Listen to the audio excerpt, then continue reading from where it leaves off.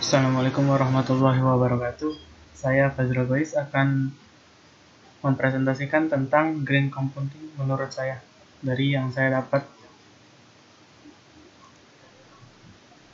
Seiring perkembangan teknologi yang semakin pesat, tingkat kesadaran manusia terhadap teknologi pun semakin tinggi.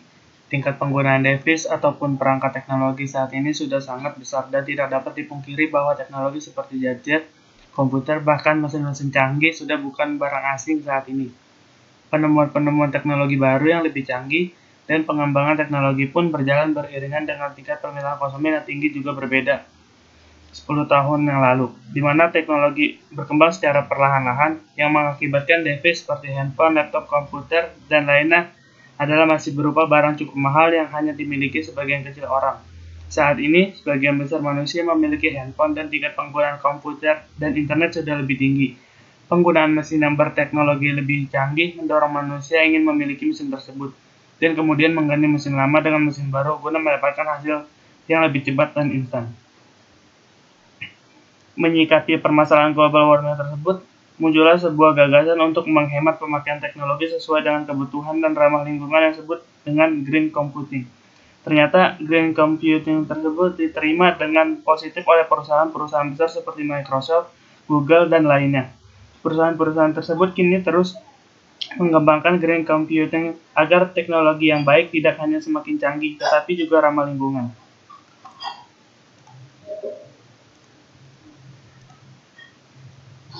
Definisi menurut Philipson dalam paper berjudul A Green ICT Framework, Understanding and Measuring Green ICT, lebih dari sekedar mengurangi emisi karbon ataupun mengurangi konsumsi energi ICT perusahaan.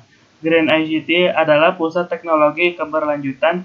Green ICT menyediakan alat pengukuran, tempat penyimpanan data, mekanisme pelaporan, dan teknik mitigasi yang mungkin berkelanjutan. Menurut Aqua Forest Limited, dalam jurnal berjudul Green Computing, Scribble PDF for Document Storage and the Concept of Green Computing atau komputasi hijau adalah TI ramah lingkungan yang memungkinkan proses untuk menjalankan efisien dan efektivitas dengan tidak adanya dampak seminimal mungkin bagi lingkungan. Menurut Blismer, dalam buku Computer Annual, adalah suatu alat elektronik yang mampu melakukan beberapa tugas, antara lain menerima input, proses input dengan menggunakan program tertentu, menyimpan instruksi-instruksi, dan hasil dari pengolahan serta menyediakan output berupa informasi.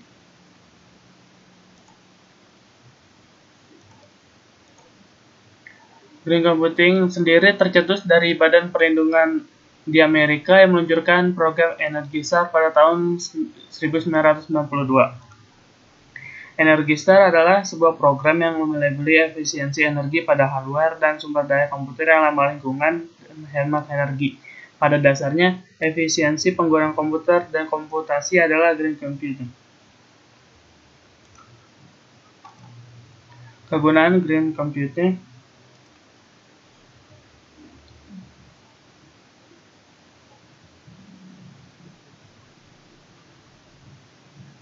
pertama, daur ulang. Melalui kita dapat menghemat energi yang berharga, waktu, dan uang yang dihabiskan dalam pembuatan barang-barang elektronik. Sumber daya yang digunakan dan uang yang dihabiskan dalam pembuatan barang elektronik dari awal jauh lebih besar daripada dibutuhkan daur ulang itu. Kedua, cloud computing atau komputasi awan. Komputasi awan melibatkan menggantikan server biasa dengan yang virtual, daerah yang berada di mana komputasi awan menemukan aplikasi mencakup penyimpan data, jaringan, sistem operasi, aplikasi perangkat lunak. Meningkatkan efisiensi algoritmik. Langkah-langkah komputasi hijau dapat digunakan untuk meningkatkan efisiensi algoritma komputer. Algoritma yang efisien memanfaatkan sumber daya minimum. Oleh karena itu, peningkatan produktivitas bersejenis.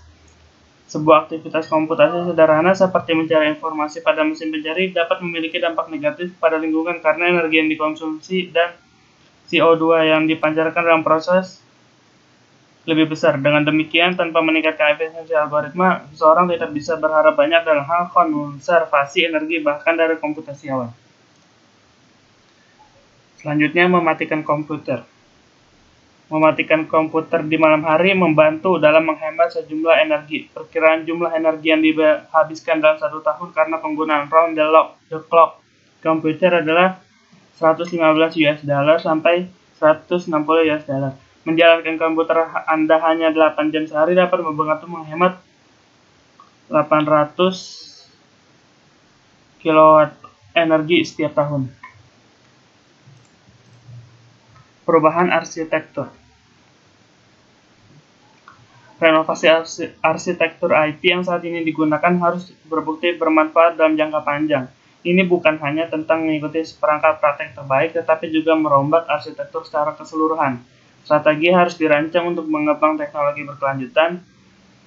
Pendekatan ini tidak terbatas pada perubahan arsitektur pusat data, bahkan operasi bisnis, fasilitas IT, komunikasi, dan banyak aspek lain pengetahuan komputer perlu diperhitungkan.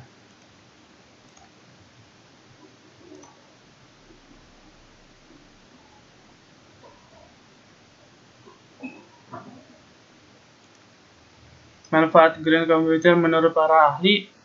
Yang pertama dari Sollenmayer. 1. Pengurangan konsumsi energi. 2. Pengurangan penggunaan bahan baku. 3. Pengurangan penggunaan air. 4. Pengurangan jumlah sampah dan peningkatan jumlah daur ulang. 5. Pengurangan polusi. Menurut Hanley, dalam manfaat lingkungan, 1. Mengurangi emisi karbon dioksida. 2. Mengurangi konsumsi sumber daya. 3. Menaati peraturan. Manfaat untuk perusahaan. 1. Hemat beban listrik. 2. Mengurangi beban operasi data center. 3. Membutuhkan lebih sedikit hardware. Saat di kasusnya, saat ini industri IT bertanggung jawab atas 3% konsumsi energi dunia dengan tingkat konsumsi yang meningkat 20% per tahun.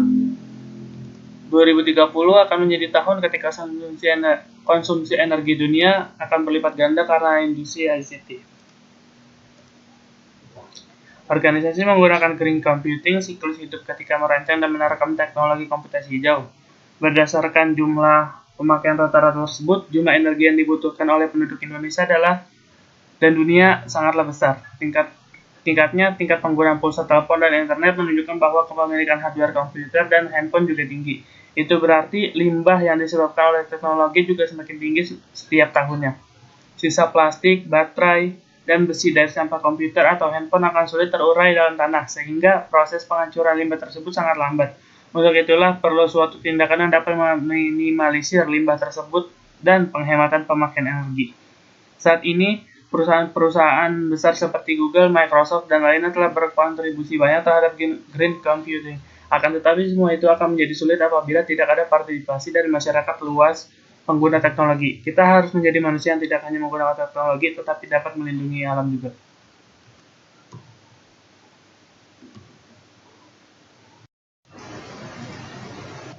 Cara untuk mengantisipasi tadi kasus tersebut mungkin seperti ini.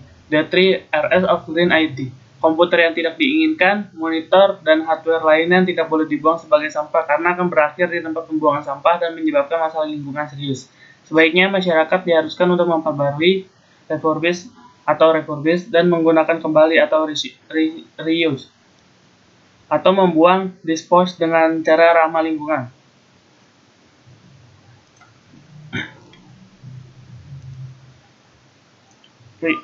Dari reuse, banyak organisasi dan individu membeli komputer baru untuk setiap proyek atau setiap 2-3 tahun sekali. Sebaliknya, masyarakat diharuskan menggunakan komputer yang lebih tua jika memenuhi persyaratan. Jika tidak, harus memberikan kepada seseorang yang dapat menggunakannya dalam proyek atau unit lain. Dengan menggunakan hardware untuk jangka waktu lama, dapat mengurangi jumlah jejak lingkungan yang disebabkan oleh manufaktur komputer dan pembuangan. Kedua, refurbish. Masyarakat dapat memperbarui dan mengupgrade komputer lama serta server untuk memenuhi persyaratan baru. Masyarakat dapat membuat komputer lama dan hardware TI lainnya menjadi hampir baru lagi dengan rekondisi serta mengganti beberapa bagian. Dibandingkan membeli komputer baru dengan spesifikasi yang ada, masyarakat juga dapat membeli hardware TI yang sudah diperbarui menjadi peralatan berkembang. Jika pilihan ini tidak cocok, masyarakat dapat menyumbangkan peralatan untuk amal, sekolah, seseorang yang membutuhkan atau dapat menjualnya. Yang ketiga ada recycle. Ketika masyarakat tidak dapat refurbish atau reuse komputer, diharuskan untuk membuangnya dengan cara ramah lingkungan dengan mendepositokan sampah dengan recycle elektronik atau kolektor limbah elektronik.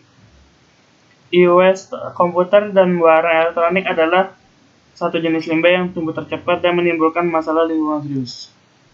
Sekian presentasi dari saya. Kurang lebihnya mohon maaf. Wabillahi taufiq wal hidayah. Wassalamualaikum warahmatullahi wabarakatuh.